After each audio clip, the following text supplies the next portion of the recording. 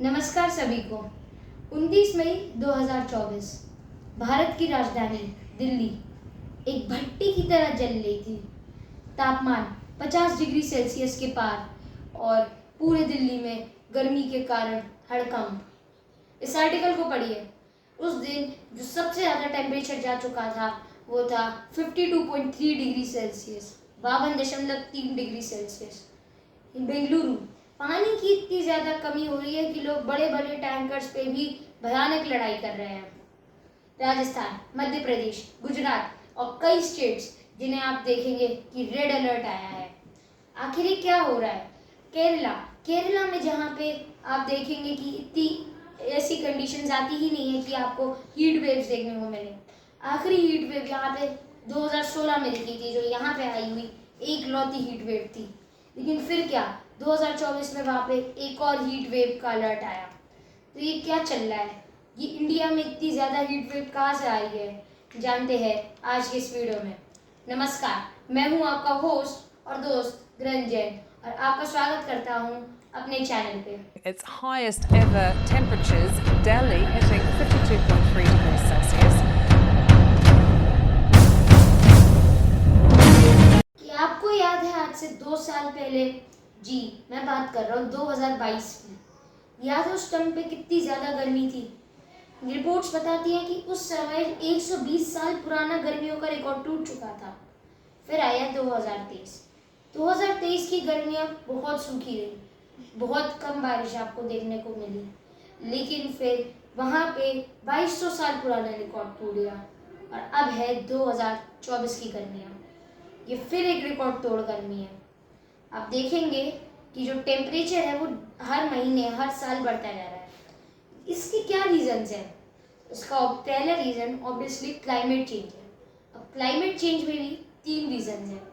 Global warming आप सबको पता है और आज की वीडियो में हम समझेंगे बाकी बचों के 2 रीजंस। इस चीज़ के लिए एक स्पेनिश फिनोमिना है, एल नीनियो। ये एल नीनियो क्या है? एल नीनियो बेसिकली एक फिनोमिना है, वेदर फिनोमिना है, जिसमें जो पैसिफिक ओशन में साउथ अमेरिका की तरफ गर्म पानी होता है वो कुछ ट्रेड विंड्स के साथ ऑस्ट्रेलिया साइड आता है और जो पानी है वो ज़मीन के अंदर का वो साउथ अमेरिका की तरफ अपवेल होता है। इस प्रोसेस को हम कहते हैं अपवेलिंग। अब ये जो ट्रेड विंड्स है इनकी वजह से ऑस्ट्रेलिया के पास बारिश ज़्यादा होती है, जिससे वो एरिया वेट रहता है। लेकिन अब आप इमेजिन करिए कि ये ट्रेड विंड्स कमज़ोर पड़ चुकी है, क्या होगा? जो बारिश होगी वो पैसिफिक ओशन में कहीं भी हो सकती है। इसका मतलब ये है कि हर बार ज़रूरी नहीं है कि ऑस्ट्रेलिया की तरफ ही ये बारिशें हो। इससे ऑस्ट्रेलिया का रीजन अक्सर ड्राई पड़ जाता है और हमने देखी दिसंबर 2019 की बुश फायर्स। अब ये बुश फायर्स एल नीनियो की वजह से लगी क्योंकि रीजन ड्राई था और इसकी वजह से साउथ ईस्ट एशिया के भी कई हिस्सों में हीट वेव्स आती हैं।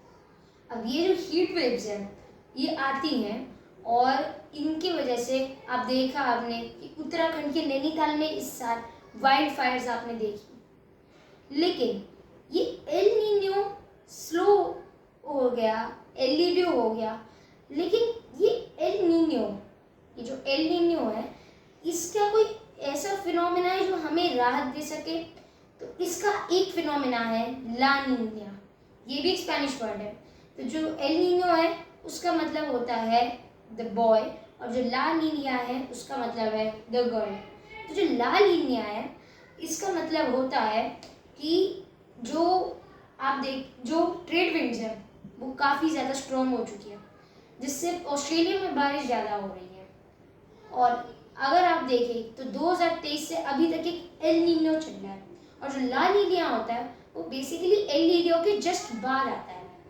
एल नीनियो और उसके बाद ला नीनियो। अब आप देखेंगे एल नीनियो जो है वो अभी 2023 में शुरू हुआ था, अभी तक शुरू हो रहा है। अगर आप एक ग्राफ देखिए, इसमें जो ऊपर वाले स्केल्स है वो है एल नीनियो और जो नीचे वाले स्केल्स है वो है ला नीनिया। आप देखेंगे कि जो एल नीनियो है अब वो उसका पूरी तरीके से नीचे आ चुका है और साइंटिस्ट एक्सपेक्ट कर रहे हैं कि जुलाई और अगस्त में ला नीनिया आएगा। इस ला नीनिया से इंडिया में क्या इफेक्ट पड़ेगा? बेसिकली जो ला लीनिया होगा वो इंडिया में मॉनसून अच्छी लाएगा, मतलब बारिश अच्छी होगी। और जैसे पिछले साल हमने 2023 और 2022 की जो गर्मियाँ जिनमें बारिश बहुत कम हुई थी, अब हमें वो ज़्यादा नहीं देखने को मिलेगा। ला लीनिया की वजह से अब बारिश अच्छी होगी। तो ये बात है ला लीनिया और एल नीनियो की, यही थे वो दो कारण।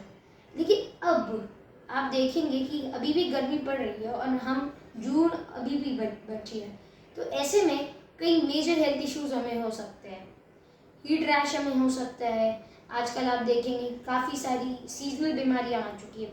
इनसे कैसे बचा जाए?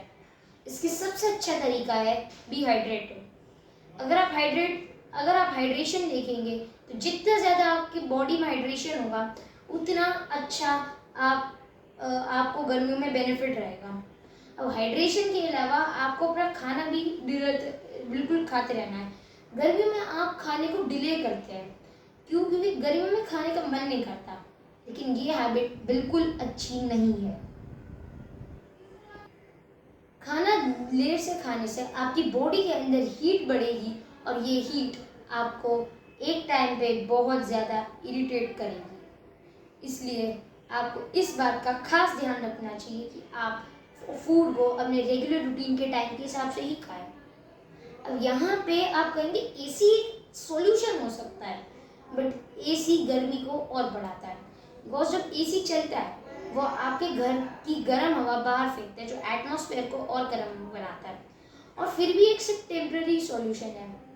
लेकिन आप कहेंगे ठीक है, अभी हमारे पास टेम्प्रेरी सॉल्यूशन है, लेकिन एसी में हम क्या यूज़ कर सकते हैं? तो आप कर सकते हैं, लेकिन एक बात का आप ध्यान रखें, जो एसी है उसका टेम्परेचर 27 डिग्री सेल्सियस रखें, जिससे अगर आप बाहर जाए तो आपको एकदम से ज़्यादा गर्मी ना लगे। ये बहुत ज़्यादा आपकी हेल्थ के लिए अच्छा हुआ। और बात है जब तक हीट वेव्स की, तो अभी यहाँ पे सीवियर हीट वेव डिक्लेयर की गई है। सीवियर हीट वेव मतलब जब जो टेम्परेचर है वो कंटिन्यूसली कुछ दिनों के लिए 45 डिग्री सेल्सियस से ज़्यादा होता है, वो एक सीवियर हीट वेव होती है। और हीट वेव तब होती है जब 40 डिग्री सेल्सियस में आपको एक दिन 40 डिग्री सेल्सियस अबव देखने को मिले। अब यहाँ पे आप एक चीज़ नोटिस करेंगे कि जब आप मुंबई की 38 डिग्री सेल्सियस और दिल्ली के 45 डिग्री सेल्सियस करोगे, तब आपको लगे कि मुंबई वाले ज़्यादा मुश्किल है, because the humidity is the reason है। ह्यूमिडिटी जितनी ज़्यादा होती है उतनी ज़्यादा आपके बॉडी पसीना रिलीज करती है, और आपको पता ही होगा that sweating is the best way of your body to keep your cool. This means कि आपकी जो बॉडी का पसीना है ये आपको वैसे बाहर गर्म रखेगा, लेकिन अंदर आपकी बॉडी काफ़ी ठंडी होगी। बट स्टिल मुंबई की गर्मियाँ झेलना इसलिए मुश्किल है क्योंकि जो मुंबई का क्लाइमेट है that is more humid than Delhi.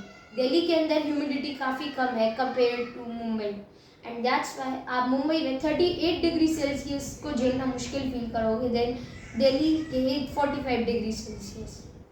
अब ये जो हीट वेव है इससे राहत तो हमें मिलेगी जुलाई और अगस्त के मंथ में, जब हमारा ला लीनिया स्टार्ट होगा।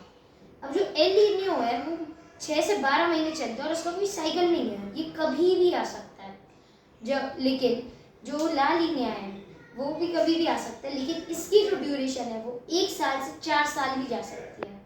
जैसे आपको इस ग्राफ में कई सारे ला लीनिया के इवेंट्स ऐसे मिलेंगे। तो बाकी आज के लिए इतना ही। वीडियो अच्छी लगी हो तो चैनल को सब्सक्राइब करेगा, वीडियो को लाइक करेगा। धन्यवाद।